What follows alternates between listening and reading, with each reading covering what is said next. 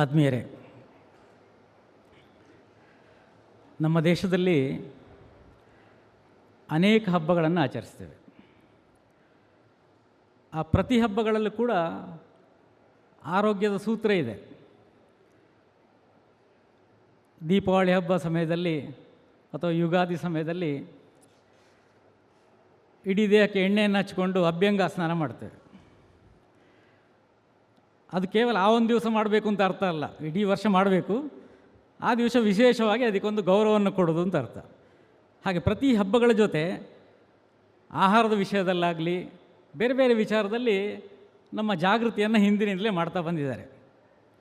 ಪ್ರತಿ ಹಬ್ಬದಲ್ಲೂ ವಿಶೇಷವಾದ ಅಡುಗೆ ಇರುತ್ತದೆ. ಆಹಾರದ ಮೂಲಕ ಹೇಗೆ ಆರೋಗ್ಯವನ್ನು ಸಾಧಿಸ್ಬೋದು ಅಂತ ಅದನ್ನು ತೋರಿಸ್ಕೊಟ್ಟಿದೆ. ಹಾಗೆ ಹಬ್ಬ ಮತ್ತು ಆರೋಗ್ಯಕ್ಕೆ ತುಂಬ ಹತ್ತಿರ ನಂಟಿದೆ. ಆದರೆ ವಿಪರ್ಯಾಸ ಅಂತೇಳಿದರೆ, ಈಗ ಕಳೆದ ಕೆಲವಾರು ವರ್ಷಗಳಿಂದ ನಾವು ರೋಗಗಳನ್ನು ಹಬ್ಬವನ್ನಾಗಿ ಆಚರಿಸಲಿಕ್ಕೆ ಆರಂಭ ಮಾಡಿದೆವು.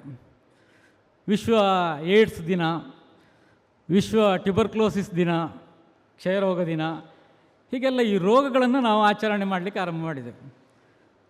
ರೋಗ ಜಾಗೃತಿ ಅಂತ ಹೇಳುವ ಹೆಸರಲ್ಲಿ ಮಾಡಿದ್ದು. ಆದರೆ ಅದು ನೇರವಾಗಿ ಈಗ ವಿಶ್ವ ತಂಬಾಕು ರಹಿತ ದಿನ ಅಂತ ಇದೆ, ತಂಬಾಕು ದಿನ ಅಂತಿಲ್ಲ ಆಚರಣೆ. ಹಾಗೆ ಏಡ್ಸ್ ರಹಿತ ದಿನ ಅಂತ ಆಗಬೇಕು, ಅಥವಾ ಏಡ್ಸ್ ಬಗ್ಗೆ ಜಾಗೃತಿ ದಿನ ಅಂತ ಆಗಬೇಕಾದ್ರೆ ನಾವು ರೋಗಗಳನ್ನೇ ಹಬ್ಬ ರೀತಿಯಲ್ಲಿ ಆಚರಣೆ ಮಾಡಲಿಕ್ಕೆ ಆರಂಭ ಮಾಡಿದೆವು. ಆದರೆ ಪ್ರಪ್ರಥಮ ಬಾರಿಗೆ ನಮ್ಮ ನಾಡಿನಲ್ಲಿ ನ್ಯೂಸ್ ಫಸ್ಟ್ ಟೈಮ್ ಏನು ಮಾಡ್ತಾಯಿದೆ ಅಂತ ಹೇಳಿದರೆ, ಆರೋಗ್ಯವನ್ನು ಸೆಲೆಬ್ರೇಟ್ ಮಾಡ್ತಾ ಇದೆ. ಮನುಷ್ಯರಿಗೆ ಬೇಕಾದ್ದು ಇದು. ನಮ್ಮ ಜೀವನ ಚೆನ್ನಾಗಿರಬೇಕು ಅಂತ ಆದರೆ ಆರೋಗ್ಯವನ್ನು ಹಬ್ಬವನ್ನಾಗಿ ಆಚರಿಸೋಕ್ಕೆ ಆರಂಭ ಮಾಡಬೇಕು. ಅದಕ್ಕೆ ಮುನ್ನುಡಿಯನ್ನು ಹಾಕಿರುವಂಥದ್ದು ನ್ಯೂಸ್ ಫಸ್ಟ್. ಹಾಗಾಗಿ ರವಿಕುಮಾರ್ ಅವರು, ಮಾರುತಿಯವರು ಹಾಗೂ ಇಡೀ ಸಮಗ್ರ ನ್ಯೂಸ್ ಫಸ್ಟ್ನ ಟೀಮಿಗೆ ರಾಜ್ಯದ ಜನತೆ ಅಭಿನಂದನೆಗಳನ್ನು ಸಲ್ಲಿಸಬೇಕು.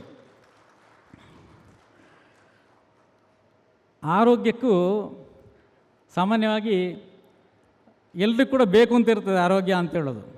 ಆದರೆ ಅದಷ್ಟು ಸುಲಭದಲ್ಲಿ ಸಿಗೋದಿಲ್ಲ.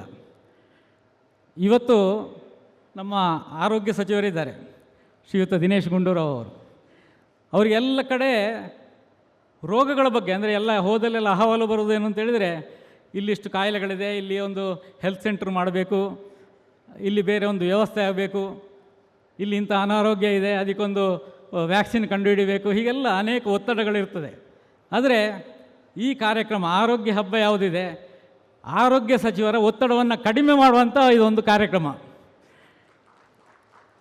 ಜನರೆಲ್ಲ ರೋಗ ಬಂದ ಮೇಲೆ ಮತ್ತೆ ಎಚ್ಚೆತ್ತುಕೊಳ್ಳೋದಲ್ಲ, ಆ ರೋಗದ ಕಡೆಗೆ ಹೋಗದೇ ಇದ್ದರೆ ಆಗ ಅದು ಎಲ್ಲರ ಮೇಲೆ ಒತ್ತಡ ಕಡಿಮೆ ಆಗ್ತಾ ಹೋಗ್ತದೆ. ಆರೋಗ್ಯ ಸಚಿವರಿಗೂ ಒತ್ತಡ ಕಡಿಮೆ ಆಗ್ತದೆ, ಜನತೆಗೂ ಒತ್ತಡ ಕಡಿಮೆ ಆಗ್ತದೆ, ಮಾನಸಿಕ ನೆಮ್ಮದಿ ಅಂತ ಹೇಳೋದು ಚೆನ್ನಾಗಿರಲಿಕ್ಕೆ ಸಾಧ್ಯ ಆಗ್ತದೆ. ಹಾಗಾಗಿ ನಾವೆಲ್ಲ ತುಂಬ ಖುಷಿಯಿಂದ ಆಚರಿಸಬೇಕಾದ ಹಬ್ಬ ಆರೋಗ್ಯ ಹಬ್ಬ. ಸಾಮಾನ್ಯವಾಗಿ ಹೆಲ್ತ್ ಮತ್ತು ಡಿಸೀಸ್ ಫ್ರೀ ಲೈಫ್, ಇದನ್ನು ನಾವು ಸ್ವಲ್ಪ ಆಲೋಚನೆ ಮಾಡಬೇಕು. ಆರೋಗ್ಯ ಅಂತ ಹೇಳಿದರೆ ಆರೂ ಯೋಗ್ಯವಾಗಿರುವುದು ಅಂತ. ಯಾವುದು ಪಂಚ ಜ್ಞಾನೇಂದ್ರಿಯಗಳು, ಆಮೇಲೆ ಉಭಯಾತ್ಮಕ ಇಂದ್ರಿಯ ಆಗಿರೋ ಮನಸ್ಸು, ಇದು ಆರೂ ಚೆನ್ನಾಗಿ ನಾವು ಚೆನ್ನಾಗಿ ಇಟ್ಕೊಳ್ಬೇಕಾದ್ರೆ ನಮ್ಮ ನಡೆನುಡಿ ಚೆನ್ನಾಗಿರಬೇಕು, ನಮ್ಮ ಆಹಾರ ಚೆನ್ನಾಗಿರಬೇಕು, ನಮ್ಮ ಜೀವನ ಶೈಲಿ ಚೆನ್ನಾಗಿರಬೇಕು. ಇದೆಲ್ಲ ಯೋಗ್ಯವಾಗಿದ್ದರೆ ಆರೋಗ್ಯ ಅಂತ ಹೇಳೋದು ಸಾಧನೆ ಆಗ್ತದೆ. ಅದಿಲ್ಲ ಅಂತಾದರೆ ಸಾಮಾನ್ಯವಾಗಿ ಆರೋಗ್ಯ ಅಂತ ಹೇಳಿದರೆ ರೋಗ ಇಲ್ಲದೇ ಇರೋದು ಅಂತ ಅಷ್ಟೇ ಅರ್ಥ, ಡಿಸೀಸ್ ಫ್ರೀ ಅಂತ. ಆದರೆ ಆಯುರ್ವೇದ ಸ್ವಾಸ್ಥ್ಯ ಅಂದರೆ ಏನು ಅಂತ ಹೇಳಿತ್ತು. ಸ್ವಾಸ್ಥ್ಯ ಅಂದರೆ ಹೆಲ್ದಿ ಲೈಫ್, ರೋಗದಿಂದ ಬಹಳ ದೂರದಲ್ಲಿರೋದು ಅದು. ಸ್ವಾಸ್ಥ್ಯ ಅಂತ ಹೇಳಿದರೆ ರೋಗದ ಹತ್ತಿರ ಇರೋದಲ್ಲ, ತುಂಬ ದೂರದಲ್ಲಿರೋದು. ಹಾಗಾಗಿ ಆ ಸ್ವಾಸ್ಥ್ಯ ಅಂತ ಹೇಳೋದು ನಮಗೆಲ್ಲ ಸಿಗಬೇಕು ಅಂತ ಆದರೆ ಇಂಥ ಹಬ್ಬಗಳಾಗಬೇಕು. ಇಲ್ಲಿ ನೋಡಿ, ಅನೇಕ ಆಹಾರ ಮಳಿಗೆಗಳೆಲ್ಲ ಇದೆ.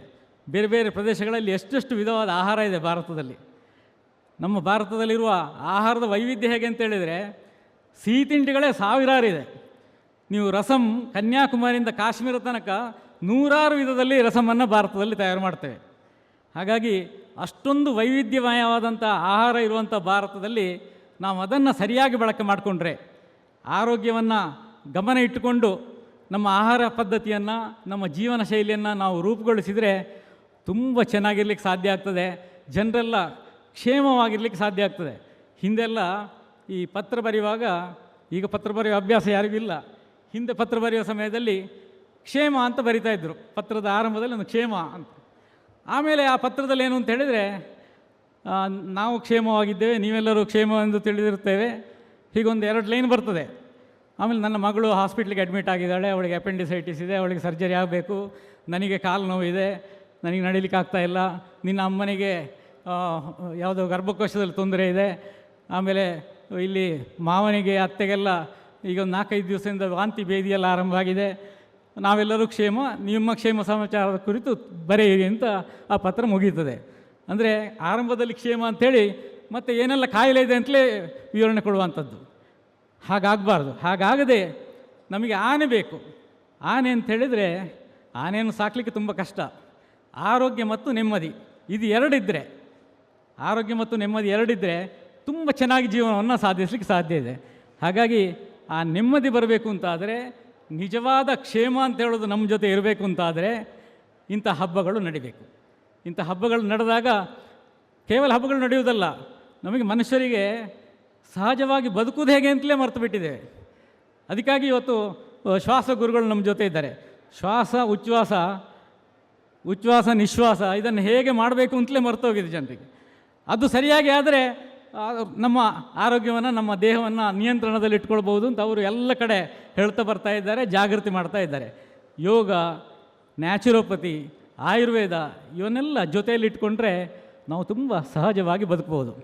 ಇದು ಈ ಆರೋಗ್ಯ ಹಬ್ಬ ಅಂತೇಳೋದು ಅಡುಗೆ ಮನೆಯನ್ನು ಸೆಲೆಬ್ರೇಟ್ ಮಾಡುವಂಥ ಹಬ್ಬ ಇದು.